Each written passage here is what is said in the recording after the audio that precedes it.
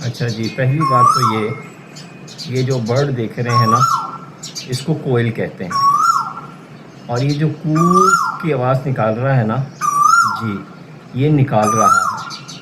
आज ये बात आप क्लियरली समझ लें कि ये कू की आवाज़ मेल निकालता है। अब दूसरी बात ये है कि ये यहाँ बैठा क्यों है, यहाँ क्या ऐसी चीज़ है जिसमें इसको इतनी दिलचस्पी है। तो आइए अब आपको वो दिखाते हैं।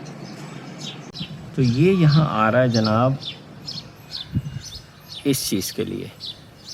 ये आप गोलियां लगी देख रहे हैं,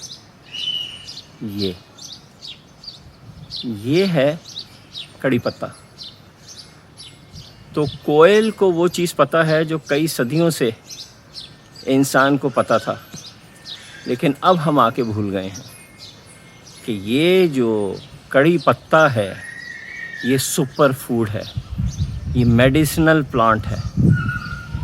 इसमें दुनिया का हर मिनरल और विटामिन पाया जाता है। शुगर हो, ब्लड प्रेशर हो तो आप इसको रोज़ाना ज़रूर खाएं।